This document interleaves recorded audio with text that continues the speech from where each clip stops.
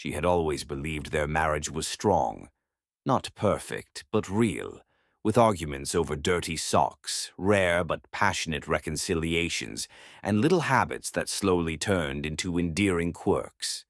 He loved coffee in the morning. She preferred tea with lemon. He hated cold windows in winter. She would open them even when snow was falling. It seemed their life was made of these small things. One evening, everything shattered. She was sitting in the kitchen, sorting receipts and grocery lists, when his phone, left on the table, lit up with a notification. She wasn't snooping. She read it by accident. "Waiting for you." Something inside her froze. At first, she refused to believe it. Maybe a mistake, spam, some silly coincidence. But in the same instant, she knew. It was true. A woman's heart rarely lies. When he came home, she stayed silent. She watched him take off his coat, put his shoes neatly by the wall, smile wearily.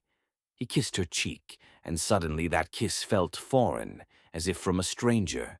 "You're late," she said quietly. "Work," he answered, too casually, too easily. And she realized he was lying. That night became torture. She lay still, clutching the blanket, listening to him breathe beside her. At last, she couldn't hold back. "Do you have someone else?" He was silent for a long time. Then he exhaled. "Yes." The word fell like a stone into water. No excuses, no, "I didn't mean it." Just honesty, but too late. She cried. Not loudly. Tears ran down her face as if by themselves. He tried to explain, a crisis, burnout. "I don't know how it happened." But each word rang hollow. By morning, the house was different. Same walls, same furniture, but the air was poisoned with strangeness. She looked at his mug, his coat in the hallway, and all of it felt unnecessary, alien. Days dragged by.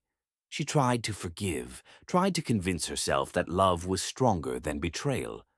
But every time he was late, or picked up his phone, her heart pounded like it would break.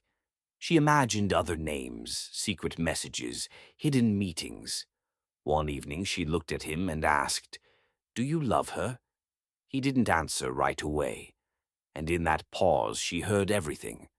A few months later she packed her suitcase. No shouting, no scenes. Just said, "I'm leaving." He tried to stop her, spoke of the past, their memories, how it had been a mistake. But she already knew. Betrayal isn't an accident, it's a choice. And once he chose not her.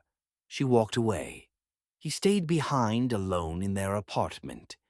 At first it felt almost freeing.